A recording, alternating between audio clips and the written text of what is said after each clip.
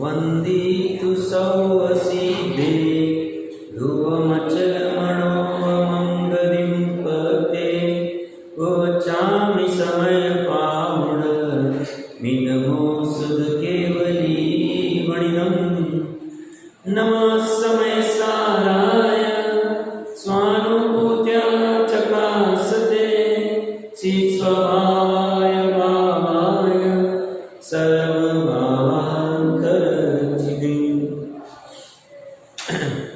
समय सारजी ग्रंथालय आज के मोक्ष अधिकार के ऊपर अपनी चर्चा चल रही है। कल अपनी जैसे आचार्य देव की टीका के ऊपर चर्चा चल रही थी। प्रकरण सरल है, यानी कि कहते हैं जैसा जिस कार्य को करने से तुम्हारा प्रयोजन सदेगा वो कार्य तुम करो। जिस कार्य को करने से तुम्हारा प्रयोजन सदेगा नहीं वह कार्य करके तुम्हारा काम नहीं होने वाला। प्रयोजन क्या है? सुखी होना है। सुखी कैसे होंगे? तो कर्म बंधन से मुक्त होंगे। तो कर्म का बंधन मुक्त होने का उपाय क्या है? तो बोलते हैं कर्म बंधन से मुक्त होने के लिए कोई जीव अज्ञान अवस्था में रहकर हिंसा चोरी झूठ परिग्रह करे तो भी कर्म बंधन से मुक्त नहीं होगा, उल्टा ज्यादा कर्म बंधन से बन जाएगा। एक फिर कोई जीव वही जीव कर्म बंधन से मुक्त होने के लिए दान व्रत शिव तप करे तो कहते हैं उससे भी नहीं होगा। वो अगर कर्तृत्व भाव से करे तो संसार में मोक्ष मार्ग में है नहीं, तो वो भी उसका भी उल्टा काम होगा, पुण्य बंध में मतलब ये अटक जाएगा।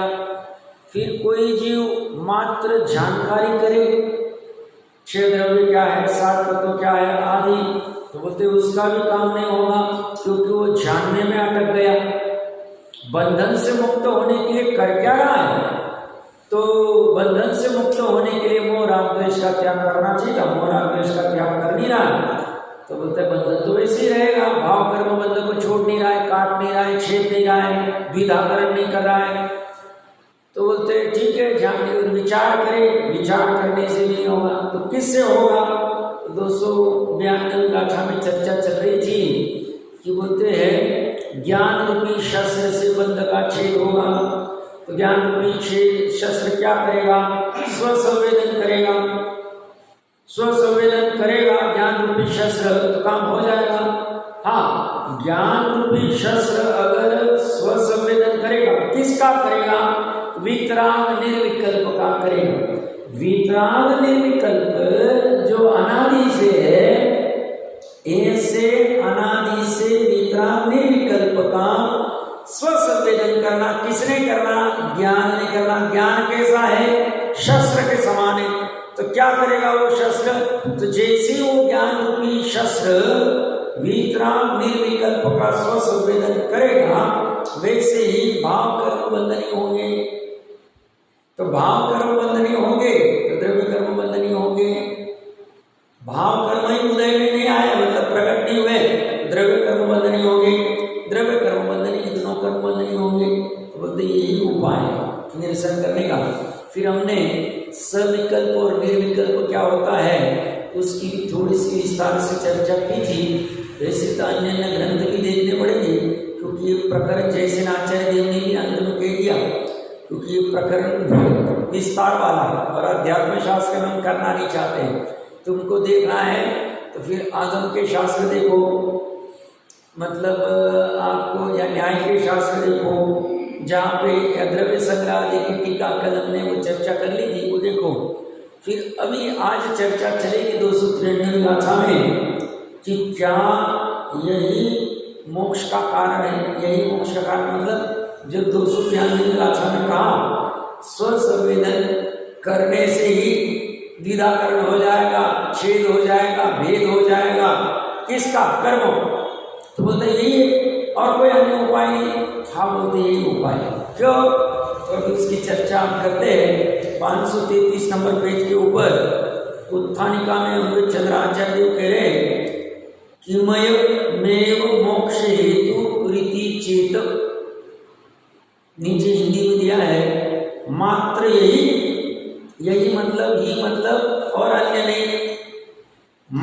यही बंध छेद ही मोक्ष का कारण क्यों है? ऐसा प्रश्न पर अब उसका उत्तर देते हैं। प्रश्नकर्ता के प्रश्न के उत्तर के लिए एक बार गाथा का पाठ करते हैं। बंधाणं च सावं वियाणितुम् अपणो सावं च बन्धेषु जो विरज्यति शोकम् अविमोक्षणं पुनति। बंधन स्वभाव स्वभाव जान जो आत्मा का, जो बंध में विरक्त होए कर्म मोक्ष करेगा। बहुत सरल बात है, बट समझ में नहीं आती तो बहुत कठिन है। देखिए गाथा तो इतना सरल है, क्या कह रहे? देखिए बंधाणाम स्वभाव च, बंधों के स्वभाव को, आत्मना स्वभाव च, और आत्मा के स्वभाव को विज्ञाय जानकर, बंधेषु बंधनों के प्रति, यह जो विरज्यते विरक्त होता है, सह वह कर्म विमोक्षणम करोति, कर्मों से मुक्त होता है। तो मुक्त होना क्या? हाँ होना, क्यों होना? सुखी होने के लिए। किससे मुक्त होना? तो कर्मों से मुक्त होना। कर्मों से मुक्त कैसे होंगे? तो बोलते विरक्त हो जाओ। तो किससे विरक्त होए? बंधनों से विरक्त हो। बंधनों से विरक्त क्यों होए? तो बोलते बंधनों के स्वभाव को जानो। तो साहब बंधनों के स्वभाव को जान के विरक्त होकर करेंगे क्या? तो बोलते आत्मा के स्वभाव को जानकर आत्मा के स्वभाव को ग्रहण कर, वितराग निर्विकल्प। जब स्वसंवेदन में ग्रहण होता है, ज्ञान रूपी शस्त्र को काम हो जाए। अब प्रश्न में ये है, बंधों के स्वभाव को जानकर ये कह रहे, बंधो मतलब क्या और स्वभाव मतलब क्या? क्या कहना चाह रहे कुंद कुंददेव? कुंद कुंददेव थोड़ा कहते हैं, भाव बहुत रहते हैं उसमें। बोलिए, प्रयास कीजिए।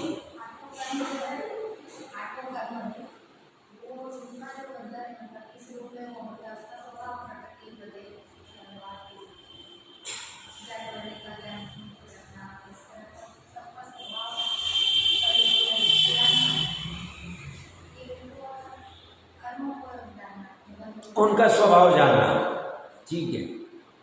और कोई प्रयास करेगा? बंधु के स्वभाव मतलब कुंद कुंद क्या कहना चाहते हैं? बंदानम च सावम वियाणिदुम अपणो सावम च। गाथा में लिख दे रहे हो।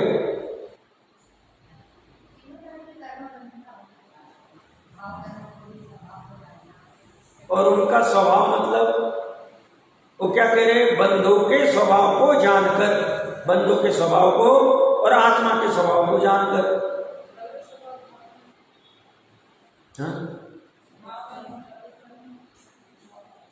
हाँ, और स्वभाव जानना मतलब देख, हाँ ठीक है, हाँ बराबर। देखिए अब बंधनों से मुक्त होने के लिए पहले बंधन किसे कहते हैं ये जानना पड़ेगा एक, और बंधन को जानने के साथ में उसका स्वभाव भी जानना पड़ेगा, उसकी क्वालिटी क्या है, उसके लक्षण क्या है, कैसा होता है। तो यहाँ बंध कह रहे हैं तो बात सही कही, बंध में तीनों आएंगे, भाव कर्म बंध, द्रव्य कर्म बंध, नौ कर्म बंध, तीनों आएंगे। भाव कर्म बंध में जीव का मोह राग द्वेष पड़ने और मुख्यता से मिथ्यात्व के साथ वाला राग द्वेष, इतना ही लेना, बाकी के इतने परेशान नहीं करेंगे। क्योंकि यहाँ तो अज्ञानी की चर्चा चल रही कि जो जानकर भी स्वभाव को ग्रहण नहीं कर पा रहा, तो बंधन में भाव कर्म में जीव के मोह राग द्वेष, द्रव्य कर्म में 8 कर्म उसकी 148 प्रकृतियाँ और उस पर और को कितना ही बढ़ा दूँ, और 9 कर्म में सरल भाषा में समझने के लिए 3 रूप में करेंगे। 9 कर्म में शरीर, सही मायने में यही नो कर्म। बट शरीर के बाहर के चेतन और अचेतन समस्त तीन लोग। तो बंधन में क्या आ गया? बंधन में अपने आत्मा के प्रदेशों में होने वाले विकार आ गए, आत्म प्रदेशों के साथ संश्लेष संबंध होने वाले द्रव्य कर्म आ गए, आत्मा के साथ में एक क्षेत्र का संबंध वाला नो कर्म वाला शरीर आ गया, और आत्मा के साथ में एक क्षेत्र आ गया संश्लेष संबंध तो है नहीं, बट चेतन अचेतन जो शरीर के बाहर में है, फिर इसमें वस्त्र भी आ जाएगा, अचेतन आदि घड़ी भी आ जाएगी, आभूषण भी आ जाएंगे, और इसके अलावा बाहर वाले जो कोई चेतन अचेतन समस्त बाहर दिख रहे घर गाड़ी बंगला आदि सब जो प्लस मित्र कलत्र आदि, ये सब तीन लोग के सब आ जाएंगे। मतलब बंधन ने तीनों लोग को ले लिया, अपना शुद्ध आत्मा छोड़ के, अनंत गुण वाला आत्मा छोड़ के बाकी बंधन में तीनों ले लिए। सही मायने में भाव कर्म का बंध ही उपादान से बंधन है, और निमित्त रूप में द्रव्य कर्म का बंध ही बंध है। बट जो द्रव्य कर्म के निमित्त से जो बाहर के शरीर नाम कर्म आदि से चेतन अचेतन साता साता के उदय से गोत्र आदि जो निमित्त रूप में बनते हैं, उनको भी वो भी बंध के निमित्त कारण है, इस अपेक्षा से उनको भी चपेट में लेना पड़े। अब आगे का प्रश्न खड़ा होगा कि ठीक है साहब, चलो बंधन में आपने तीनों ले लिए, भाव कर्म द्रव्य कर्म नौ कर्म ले लिए, और भाव कर्म द्रव्य कर्म नौ कर्म में तो पूरा विश्व आ गया, बाहर के समस्त चेतन अचेतन आ गए। कि पुत्र की तरफ पुत्र तो कह नहीं रहा है, या धन कह नहीं रहा है तो मेरे से राग करो, राग तो मैंने किया, बट पुत्र और धन को भी नहीं लिया, क्योंकि राग में ये निमित्त भूत था, निमित्त का निमित्त था, इसलिए। अब प्रश्न खड़ा होगा उनका स्वभाव जानो। अब उनका स्वभाव कैसा होता है? तो ज्ञानी कहते हैं भाव कर्म का स्वभाव कैसा है वो जानो, द्रव्य कर्म का स्वभाव कैसा है वो जानो, नौ कर्म का स्वभाव कैसा है वो जानो, नौ कर्म में विशेष रूप में शरीर का स्वभाव कैसा है वो जानो, बाहर के चेतन का स्वभाव कैसा है वो जानो, अचेतन का स्वभाव कैसा है वो जानो। तो सभी इतनी सारी वस्तुएं कैसे जानेंगे? बोलते मोटा मोटा जान लो काम हो जाएगा। उन विशेषों में ऐसे विशेष जान लो कि जिसको जान के तुम्हारा निर्णय हो जाए। चावल सब जानने की जरूरत नहीं है, 2-5 चावलों से पूरे चावलों का निर्णय हो जाएगा। तो साहब उनका स्वभाव कैसा है? तो उनका स्वभाव शरीर आदि जो भी तीनों प्रकार के बंध है, भाव कर्म द्रव्य कर्म नौ कर्म, और नौ कर्म में शरीर चेतन अचेतन समझ, इनका स्वभाव कैसा है? नाशवान है, साधी शांत है, शरीर है, परावलंबन कराने वाला है, आकुलता जनित है, दुख उत्पन्न करता है, पर्याय है, इनका स्वभाव ही पर्याय। शरीर आ गया तो पर्याय आ गया। फिर ये नए कर्म के आश्रम का कारण है, ये परलक्षी है, व्यग्रता उत्पन्न करता है, अनेकता वाला है, ऐसे इसके बहुत सारे स्वभाव है। तो साहब उससे क्या होता है? तो तुम देखो उससे तुम्हारा प्रयोजन सदराएगा। और साहब साथ में कहा है, और आत्मा के स्वभाव को जानकर, आत्मा का स्वभाव क्या है? आत्मा का स्वभाव इससे विपरीत। इससे विपरीत कैसा है स्वभाव? ये द्रव्य है, पर्याय नहीं है, ये क्षणिक नहीं है, शाश्वत है, ये अनादि अनंत है, ये सुख और अनाकुलता का कारण है, यह एक है अनेक नहीं है, यह व्यग्रता नहीं लाता है, शांति लाता है, ये स्वावलंबन लाता है, परावलंबन नहीं, क्योंकि स्वयं का द्रव्य है। इसमें संबंध जरा उत्पन्न होती है, आश्रवबंध उत्पन्न नहीं होते। इसका लक्ष्य करें तो ये मोक्ष मार्ग और मोक्ष का कारण है, बंध संसार का कारण है। ऐसे इनके स्वभाव को जानकर तो क्या होगा? तो तुम्हारा प्रयोजन नक्की है सुखी होना, और बंध का स्वरूप परावलंबन वाला है, आकुलता वाला है, दुख वाला है, तुम्हारा प्रयोजन सदेगा नहीं। अपने आप तुम बंधनों के प्रति विरक्त हो जाओगे तो तुम्हें फिर जो बच गया, अब 3 लोक में तुमने 2 ही भेद किए, एक बंध और एक आत्मा। अब बंध में तुमने फिर विस्तार से भाव कर्म, द्रव्य कर्म, नौ कर्म में शरीर, चेतना, चेतना से बंध थी। अब इन बंधनों का स्वभाव जान लिया, दुख के कारण सभी पक्का नक्की हो गया तुम्हारा तत्व विचार करके, परीक्षा करके। ये कह रहे इसलिए नहीं, तुमने परीक्षा की तो क्या होगा, जब बंधन से विरक्त हो गए तो अभी बचा क्या, पर्याय के लिए द्रव्य ही बच गया, आत्मा ही बच गया। आत्मा का स्वभाव भी हमने जान लिया था कि यही सुख का कारण है, अनाकुलता का कारण है। ये नक्की किया हमने कि हाँ, ऐसी अनंत गुण वाली एक वस्तु है जिसे आत्मा कहते हैं, शुद्ध आत्मा कहते हैं, त्रिकाली कहते हैं, और इसके आलम्बन से आश्रय बंध नहीं होते, इसके आलम्बन से सवर निजरा मोक्ष होता है। यही सुख का कारण है, इसी में से पर्याय प्रकट हो रही है, इसी के आधार से पर्याय प्रकट होती है, पर्याय बाहर से आती नहीं है। सुख की पर्याय भी जो पकवान खाने से उत्पन्न हुई है वह द्रव्य में से उत्पन्न हुई है, पकवान में से नहीं। पकवान में सुख है ही नहीं। ऐसा भली भांति तर्क युक्ति अनुमान आदि से निर्णय करके यह बंधनों से विरक्त होता है, आत्मा के पास आराम से चला जाने में समय नहीं लगता इसमें। बट उसके लिए क्या करना पड़ेगा, निर्णय करना पड़ेगा, उनके स्वभाव जानने पड़ेंगे। और ऐसा नहीं आचार्य ने कहे कि हम मान ले, आचार्य ने प्रयोजन कुछ चीजें, क्योंकि बंध 7 तत्व में आता है, उसका स्वभाव जानना पड़ेगा। और सही में ये इसका ऐसी क्वालिटी है क्या, इसका ऐसा ही स्वभाव है, निर्णय करना पड़ेगा पक्का। और जब अंदर से निर्णय होगा फिर पूरी दुनिया हिला नहीं पाएगी तुम्हें। क्यों, तुमने परीक्षा करके अपनी पर्याय में, ज्ञान में निर्णय किया। समझ में आ रहा है?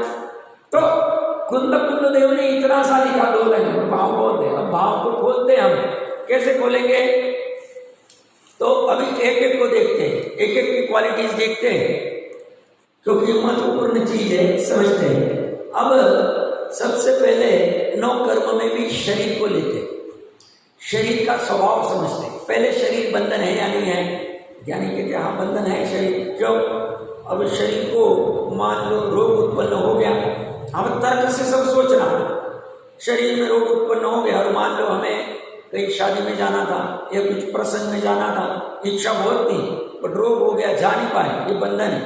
इसकी वजह से मैं जाने की इच्छा करके भी जा नहीं पाऊँ। अब मोटा मोटा समझ गए, अच्छे समझ में। एक्चुअली तो शादी ब्याह तो ये उपचार, बट समझने की प्रयास करना क्या कहना चाह रहा हूँ।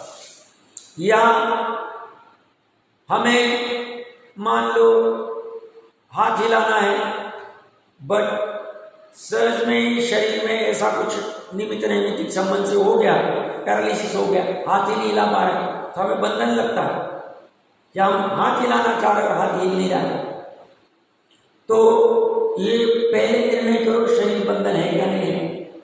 शरीर बंधन नहीं रहे तो हमें कुछ भी करने के भाव हो सकते बट कर नहीं पाते हैं।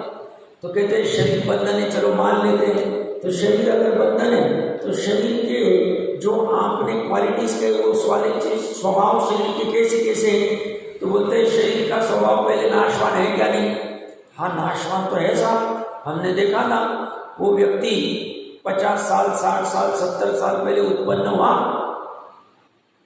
और 70 साल 80 साल 90 साल 100 साल में 50 साल में 40 साल में काल कर गया, उसका शरीर नाश हो गया। शरीर था, शरीर में से वो निकल गया और फिर उसको जला दिया गया, उसका वो तो शरीर वैसा का वैसा बना नहीं रहा। और 60 साल 70 साल 80 साल के पहले था नहीं वो शरीर, और जब भी काल कर जाए उसके बाद रहेगा नहीं साहब। नाशवान है, नाशवान है। तुम्हें नाशवान वस्तु अच्छी लगती है? नहीं साहब, मुझे तो परमानेंट चाहिए। अब मेरा घर बनाया मैंने और वो घर अगर नाश हो जाए 6 महीने में, 2 महीने में, 1 दिन में, मुझे चलेगा नहीं, मुझे परमानेंट चाहिए। 100 साल 200 साल टिकना चाहिए साहब। तो नाशवान चीज अच्छी नहीं लगती तो तू उससे विरक्त क्यों नहीं होता? अब ये उसका तर्क चले, समझ में आ रहा है क्या कहना चाह रहे हैं? शरीर की क्वालिटीज क्या, स्वभाव क्या है? बंद का स्वभाव जानना, बंद का स्वभाव भली बात जानता है और फिर जान के विरक्त होगा। जाने बिना विरक्त कैसे होगा? तो ये जानेगा, वो स्वयं अपने तर्क बुद्धि से जानेगा, आगम से नहीं जानेगा। आगम तो पहले निमित्त होगा, फिर अपना तर्क लगाएगा, फिर शरीर में सब नाशवान। अच्छा तो फिर मैं शरीर से इतना राग क्यों कर रहा? तो तू भ्रम कर रहा, तुझे भ्रम हो गया कि शरीर को मैं टिकाऊंगा तो टिक जाएगा। बट वो कह रहे शरीर में दूसरी क्वालिटी है, शरीर अभी था अभी नहीं। जैसे बादलों में इंद्रधनुष अभी आया चला गया, बादल आए बिखर गए, तो ऐसी बिजली चमकी और खत्म हो गई। ऐसी ये शरीर है साहब, अभी तो 10 मिनट पहले उनसे बात हुई। जैसे अभी जो भी अपने इंदौर में आज सब गए वहां पे, वो भाई साहब सब 10 साढ़े 10 तक तो हम तो यहीं पे थे और पता चला 11 बजे तो न्यूज आ गई। ये वस्तुस्थिति शरीर की चर्चा चल रही है। तो ज्ञानी कहते हैं इस शरीर का नाश होने के पहले निर्णय कर लो इसके स्वभाव का, उससे भेद ज्ञान कर लो, उसका मोह राग देश घटा दो, तो स्वभाव को जानोगे नहीं तो छूटेगा कैसे? तो उसके शरीर का को जान रहा है, शरीर दिख रहा, हाँ साहब बात बराबर करें। मेरे वो परिचित थे, 10 मिनट पहले मैंने बात की तो 10 मिनट बाद तो पता फोन आ गया कि साहब तो रहे नहीं, उनको अटैक आ गया, स्ट्रोक आ गया, ऐसा हो गया वैसा हो गया। शरीर रोग जनित, शरीर मतलब धोखेबाज है। अभी उसका अच्छा था, पता चला कैंसर डिटेक्ट हो गया, उसको ये डिटेक्ट हो गया, उसको वो डिटेक्ट हो गया, पैरालिसिस हो गया, फलाना हो गया, दिखना हो गया। इस बंद का स्वभाव जानो, स्वभाव जानोगे तो राग घटेगा, ज्ञान करोगे अरे ये तो मेरे लिए दुखदाई, इसकी मैं इतनी सार संभाल करूं फिर भी ये धोखा दे देता है, कभी भी ये ब्रेक लगा देता है, कभी भी परेशान कर देता है, कभी भी कुछ रोग उत्पन्न हो जाता है, कभी भी कुछ भी हो जाता है, सडनली पसीना आने लग जाता, कुछ भी हो जाता है। तो शरीर में राग भ्रम से खड़ा किया था, अब शरीर इस बंधन के स्वभाव को जान के वो राग स्वयं ही छूटेगा, दूसरा थोड़ी छोड़ेगा। राग मैंने किया था, मुझे ही छोड़ना पड़ेगा, उसके बिना काम नहीं होने वाला। प्रकरण कहां से चल रहे हैं? हम शरीर के स्वभाव को जान रहे हैं। शरीर का एक स्वभाव क्या हो गया? नाशवान। हाँ नाशवान प्रत्यक्ष दिख रहा, आसपास में नहीं गिरा। शरीर है, हाँ शरीर बिजली के समान है, दिखा भी नहीं रहा, हाँ सब ऐसा ही। दो, फिर शरीर का स्वभाव सादी शांत है, हाँ सादी शांत है साहब। इस तारीख को जन्म हुआ, इस तारीख को मरण हो गया, तो शरीर का सादी आदि है, अंत है। वो शरीर अनादि से अनंत काल तक रहता नहीं। साहब भोग घूमे आने वाले के भी 3 पल्ले होने के बाद में उत्तम भोग घूमे वाले के कपूर के समान उड़ जाते, 1 कोटिपुर वाले महादेव वाले के भी नाश हो जाते, देवों के भी वैक्रिक शरीर 33 सागरों बाद उड़ जाते, और सागरों की स्थिति लेने वाले भी 6 माह पहले आकुलित हो जाते हैं। अब ये शरीर छोड़ना पड़ेगा, अब ये क्रीड़ा आदि नहीं कर पाएंगे, ये विमान आदि छूट जाएंगे, इसमें वो एक इंद्रिय में चले जाओ। साधी शांत है, हाँ साधी शांत है। प्रकरण क्या चल रहा है? बंध का स्वभाव जानकर वशिष्ठ में चर्चा चलेगी। कैसे जाने स्वभाव? शरीर को बंधन ही नहीं मान रहे तो अपने आप को शरीर ही मान रहा, अपने आप को मनुष्य ही मान रहा। अब तो वो है ही नहीं, तूने आत्मा का स्वभाव जाना नहीं, उसके बाद में चर्चा चली। और शरीर का स्वभाव कैसा है? आकुलता जनित है, हाँ आकुलता जनित है, महसूस होता है, हाँ होता है। कैसे? शुदा लग गई, परेशान हो जाता, अभी तक रसोई क्यों नहीं बनाई, रसना इंद्रिय का कोई स्वाद हो गया, वो बनाया नहीं, आकुलता उत्पन्न हो जाती। मैंने कहा था तुम्हें सुबह ये बनाना, ये बनाया क्यों नहीं तुमने? तुमको पता है मुझे इसके साथ ये अच्छा लगता है, तुमने ये क्यों बना के रख दिया? ये क्यों नहीं बनाया? ऐसा क्यों बनाया? आकुलता है, दुख है। क्यों? मन में इच्छा हुई और हो नहीं रहा। समझ में आ रहा है? किसी को कोई शक का याद आकुलता करता है, अरे सडनली कुछ रोग नहीं हो जाए, वो उसको ऐसा हो गया, वो कॉफी पीता था उसको कैंसर हो गया, मैं भी कॉफी पीता हूं मुझे भी कैंसर हो जाएगा। आकुलता का कारण है शरीर। चलते रहेंगे, बहुत भ्रम है, इसका स्वभाव जानना पड़ेगा। थोड़ी सी ठंडी गर्मी आ जाए आकुलता उत्पन्न होती, कितनी गर्मी आ गई, बारिश के दिनों में भी इतनी गर्मी, पसीना आ रहा है, कॉर्पोरेशन वाले को अभी लाइट चली जानी चाहिए थी, एसी चल नहीं रहा है, कूलर चल नहीं रहा है, वो रिपेयर वाले को बुलाया।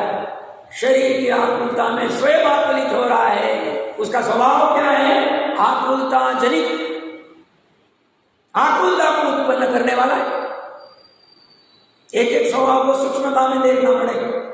ये ऐसा जो आपको पंडित जी साहब ने पढ़ा के दिखाया ना 10 लक्षण में, परीक्षा सम्मुख सम्यक तो सम्मुख मिथ्या दृष्टि वाला कैसे परीक्षा करता है, साइड में जाता है, समझता है ये क्या कह रहे हैं, क्या बोल रहे हैं, इसका इसमें तो मेरा ही प्रयोजन सर, विचार करता है और फिर राग को कम करता। आकुलता उत्पन्न होती ऐसे शरीर में सब, थोड़ा सा स्किन में कुछ इधर उधर हो गया, थोड़ी सी पता नहीं है दाग कहां से आ गए, कहां से चल गया, पता नहीं मैं काला क्यों पड़ रहा हूं, स्किन में ऐसा क्या हो रहा है, पता नहीं पतला क्यों हो रहा हूं, पता नहीं मोटा क्यों हो रहा हूं। आकुलता जनित है। ये है अनादि निधन आत्मा। इसने अपने आप को भ्रम से शरीर मान लिया, उस शरीर को बंधन है, बंध को अपना स्वभाव मान लिया, बंध के स्वभाव को समझा नहीं, दुख का कारण है, आकुलता का कारण है। कब से कर रहा है? अनादिकाल से कर रहा है। कब तक करेगा? जब तक भ्रम दूर नहीं करे। भ्रम कौन दूर करेगा? स्वयं नहीं। भ्रम स्वयं नहीं किया, स्वयं को दूर करना पड़ेगा। इसमें ये बहुत महत्वपूर्ण कंडीशन है। यहाँ पे तो क्या है, लड़के ने अपराध किया और बाप ने उसको सॉल्व कर दिया। लड़के ने कुछ गलती की, पिता ने कहा अपने पैसा चल बस बात बैठे निपटा दो। वहां दूसरा निपट सकता है, यहाँ निपट नहीं सकता। यहाँ तो स्वयं के भ्रम को स्वयं ही दूर करना पड़ेगा। आकुलता जनित होके ही इसे सुख जनित मानना, इससे सुख मिलता है।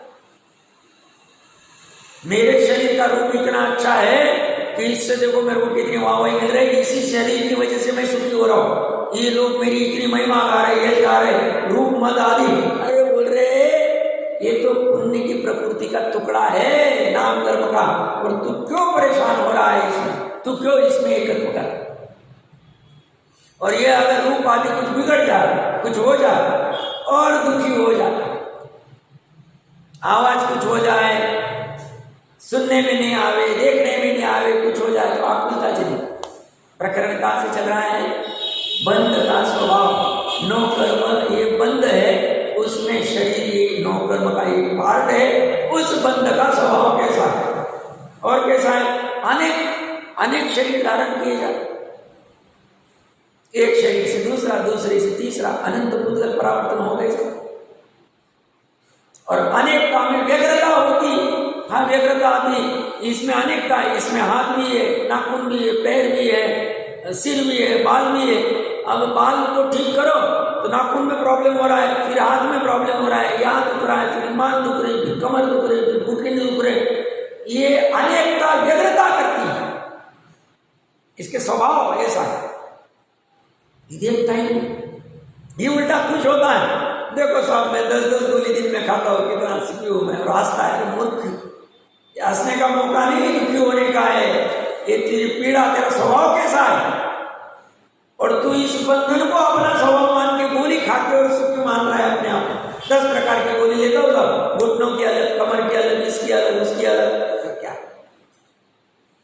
लेना कि नहीं लेना वो चर्चा नहीं चल रही है। इसका स्वभाव, उससे राग घटाने की चर्चा चल रही शरीर से। बंध का स्वभाव जानकर, कौन जानेगा? सूक्ष्म तीक्ष्ण तत्व दृष्टि वाला जानेगा। कैसे जानेगा? डिटेल में जानेगा। क्यों जानेगा? उससे भेद ज्ञान करने के लिए। स्व होगा तो स्व में ले लेगा, पर होगा तो पर में ले। वहां वो पक्षपात नहीं करेगा, वहां वो एकांत नहीं करेगा। वो कहेगा वस्तु जैसी वैसा करूंगा। उसमें अपना मोह छल कुछ भी नहीं करेगा। वस्तु पर है तो पर है, आकुलता जनित तो आकुलता जनित, शरीर है तो शरीर, साधी सांध तो साधी सांध, जैसी है वैसी जानूंगा। और जानकर फिर निर्णय करूंगा कि ऐसी वस्तु का स्वभाव है, फिर इसमें मैं मोह राग द्वेष करूं कि नहीं करूं, अहम करूं कि नहीं करूं। और अगर अहम करूं तो मेरा भला होगा कि बुरा होगा? कर्म बंधन होंगे तो भला होगा कि बुरा होगा? अगर बुरा होगा तो मुझे बुरा होना अच्छा लगता है? नहीं लगता है तो छोड़ो, विरक्त हो जाओ। तो विरक्त कैसे होंगे? शरीर तो 14 गुण स्थान बाद छूटेगा, श्रद्धा से अभी छूट जाएगा, ज्ञान से अभी छूट जाएगा उसका राग। और इसका स्वरूप क्या है? ये शरीर पर लक्ष्य वाला। पर लक्ष्य मतलब शरीर को वस्त्र चाहिए, पर लक्ष्य। कपड़े की दुकान देखो भाई, कपड़े मिल सकते हैं क्या? इसको पर लक्ष्य खड़ा हो जाए, इसके निमित्त से सब पर लक्ष्य। इसको चप्पल चाहिए, बाटा की चाहिए, सॉफ्टी चाहिए, हार्डी चाहिए, इसको घड़ी भी चाहिए, अंगूठी भी चाहिए, इसको और कुछ बाल भी चाहिए, कंघी भी चाहिए। दुखो एक एक एक एक एक इस शरीर के लिए सब ढूंढो। पर लक्ष्य खड़ा करती है। इसका स्वभाव क्या है? शरीर पर लक्ष्य उत्पन्न कराता है। थोड़ा कठिन लगा है, ये सत्यता है, ये वस्तु स्वरूप। मुझे लगा ये खोलना चाहिए। अब ये सब विचार करने की दृष्टि पढ़ते वक्त हमारी बन गई, हमें किसी की आवश्यकता नहीं, हम पढ़ सकते। ऐसे पढ़ नहीं कि बंध का स्वभाव मतलब क्या करें? बंध किसको कहें? स्वभाव मतलब क्या करें? क्योंकि पर्याय का भी स्वभाव होगा। उत्पाद है पर्याय का स्वभाव, इस पर्याय का स्वभाव। तो ये पर लक्ष्य करती है, हाँ पर लक्ष्य कराती। इसको रोग उत्पन्न हो गया, डॉक्टर का लक्ष्य करो, डॉक्टर पर है, जाओ भागो। दवाई का लक्ष्य करो, पर है, भागो। इसको एसी चाहिए तो ये गर्मी हो रही तो एसी का लक्ष्य कराएगी। इसको पेट का पानी नहीं हिलना चाहिए तो मर्सिडीज का लक्ष्य कराएगी। मर्सिडीज लो भैया तो पेट का पानी नहीं हिलेगा। तो ये पर लक्ष्य कराती है, परावलंबन कराती है, आकुलता कराती है। कौन? शरीर की चर्चा चले तो पर लक्ष्य आ गया तो परावलंबन आएगी। वस्तु का परावलंबन, यस, सभी पुद्गल द्रव्य का परावलंबन करा। और क्या क्या करते हैं? बाहर में कैसी परिस्थिति चले, तूफान 20-30 साल में तो तूफान चल रहा है, और अभी ये तूफान कितना बढ़ेगा तो कल्पना नहीं कर सकते। तो केवल ने ज्ञान में जाना होगा। इस 30 साल पहले इतना तूफान थोड़ी, इतनी गाड़ियां, इतना स्पीड, इतने रोड, इतने मॉल, इतनी साधन, इतने वस्तुएं। अब ये इसी में पर लक्ष्य में अटक जाएगा। शरीर को ये चाहिए तो सब मार्केट में अवेलेबल हो गया, शरीर को वो चाहिए मार्केट में अवेलेबल हो गया। सब मार्केट में इतने सारे दुकानें कैसे खुल गई? 30 साल 40 साल पहले पूछो इनमें इतनी दुकानें थी। 20-30 साल में सब खुले, इतने मॉल, ये सब कहां से? पहले इतने, अभी मान लो सनावद मार्केट में उदाहरण के लिए 500 चीजें मिलती होगी, उदाहरण के लिए कुछ भी, गेहूं, चना, दाल, ये कुछ भी, मोबाइल, ये वो सब पकड़ लो, जो कुछ मिला। 500 में से 300-400 चीजें तो अभी खड़ी की पिछले 20 साल पहले थी नहीं। आदमी की जरूरत पड़ी, तैयार कर दिया। परावलंबन करा करेगा, शरीर को चाहिए। शरीर में 5 इंद्रिय भी आ गए, मन भी आ गए, सब ले लो। इतना इसका ये स्वभाव जानता है, ये विश्व खड़ा हो गया नया।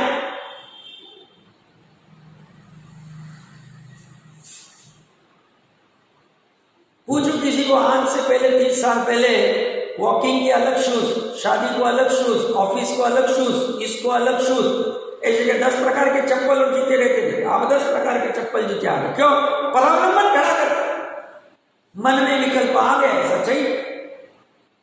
उसका स्वभाव जानो, अब उसमें वो अटक गया, आत्मा का तिरस्कार हो गया, ऐसी सब में पकड़ ले।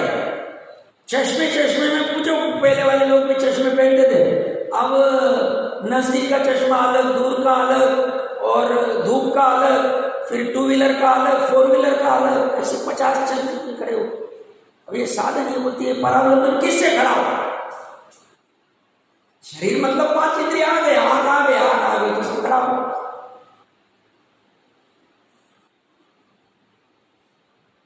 इसके स्वभाव को हम जानते नहीं और मोह करते रहते हैं। इसलिए टोडरमल जी साहब कहते हैं मोह अंधकार कितना फैला हुआ। देखो मोह की महिमा, खतरनाक फैला हुआ, खतरनाक। और ये कह रहे हैं ये जो 288, 291, 290 जानने वाला और 291 विचार करने वाला, ये बोलते ये भी फंस गए इसे जानने विचार में, ये तो काम ही नहीं कर, उसका राग नहीं छोड़ रहे। जानने के बाद राग छूटना चाहिए, छूट नहीं रहा। द्रव्य लिखी की ऐसी कुछ भूल हो जाती, सूक्ष्म भूल, हम कहां खड़े देख लेना चाहिए कि हम भी भूल कर रहे। पाठ तो सब हो गया, परीक्षा को परीक्षा टोके जा रहे, बट भाव नहीं पकड़ में आया, वो उसका वो विरक्त नहीं हुए तो काम नहीं हो। विरक्त 3 लोग 3 काल से करना चाह रहे, क्योंकि बंध में मैंने खड़ा कर दिया, द्रव्य कर्म, भाव कर्म, नौ कर्म में 3 लोग 3 काल आ गए, सिर्फ एक आत्मा अलग रह गए।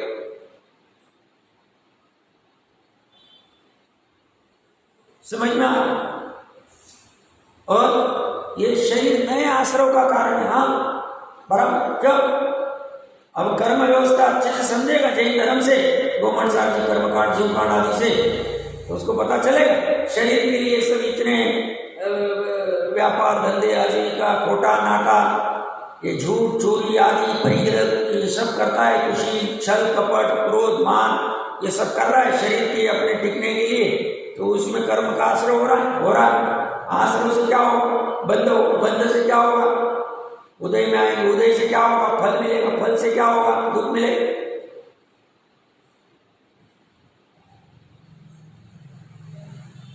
ये शरीर का नए कर्म के आश्रय का कारण इसका स्वभाव है। और इसका स्वभाव कैसा? संसार का कारण है। हाँ, संसार का कारण अभी मुक्त नहीं हो पा रहे। शरीर जब तक है तब तक अभी इच्छा है कि हमें पसीना नहीं आना चाहिए, पसीना आए, हम स्वावलंबन से नहीं रह पाए। शरीर की वजह से संसार में एक से दूसरे, दूसरे से तीसरी से गति में घूमना, फिर जा भी जाए वापस सब आते। जैसे वो छोटा सा बच्चा जन्म पाता है, बेटा तुझे डॉक्टर बनना है, अभी वो तो बाहर ही आया है बेटा, उसे तो समझता भी नहीं। तुम्हें इंजीनियर बनना है, तुम्हें कलेक्टर बनना है, हाँ तुम ऐसा करोगे। वो 6 महीने का बच्चा, 1 साल का बच्चा, क्या परेशान, कितना मोह। वो कहने वाला भी महामोही, तो बेचारा बच्चे की भी क्या हालत है। कहाँ आके पड़ा, वो बोलते हैं कहाँ आ गया है, गदर हो रहा है। अरे गलती से कहा, क्यों? अरे माँ विदेश क्षेत्र में जो उत्पन्न होते होंगे वो आके ऐसे कहते हो, अरे बहुत सुसंस्कारित होते यार, खंड वाले सब गजब रहता है उनका। वो भोगों के लिए थोड़े मनुष्य भाव में आते हैं, प्रचुरता में जीव को अपना कल्याण करने के लिए आता है। वहां बहुत मंद कषाई होते हैं वो जीव, पुण्य का बहुत उदय होता है, हमारा पाप का उदय ज्यादा है।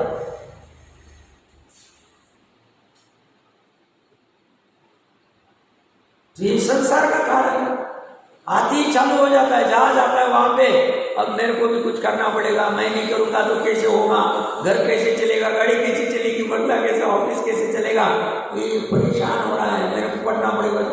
अरे भैया संसार का कारण शरीर एक क्षेत्रागार है, ऐसी इसकी विचित्र अवस्था। तो हमने क्या क्या देखा? 9 कर्म के स्वभाव में शरीर के 9 कर्म का स्वभाव देख रहे, नाशवान है, हाथ साक्षात दिखता है, शरीर नाश होते हुए, शादी शांत है, हाँ शांत था, 20 साल पहले जन्म पाया था, 20 साल बाद चला गया। बहुत से उदाहरण दिखते, ज्यादा कहने की आवश्यकता नहीं। आकुलता जनी दे, हाँ सब आकुलता तो खड़ा करता ही, रोग आदि, ठंडी गर्मी, शुदा तुषा, कुछ भी आ जाए, जरा बुढ़ापा आ जाए, आकुलता उत्पन्न करता है। शरीर आयु की बच्ची, आयु को छोड़ने की भाव में हो रहे, दुख भी हो रहा, बुढ़ापे का दुख, जरा का दुख,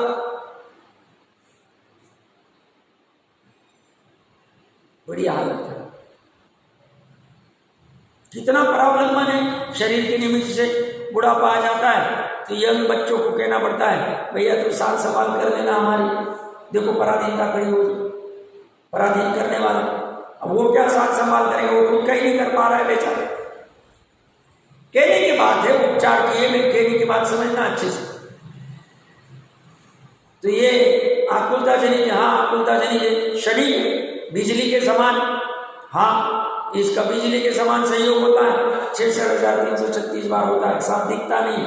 गर्भ में तो कितने दिखते, गर्भ धारण हुआ 3 महीने में गिर गया गर्भ, वो तो पर्याप्त होके होता है, गर्भज वाले तो पर्याप्त ही होते हैं। पर कहने की बात है कितने शनिकता, कितनी बार एक गर्भ में आके गिरना है, कितनी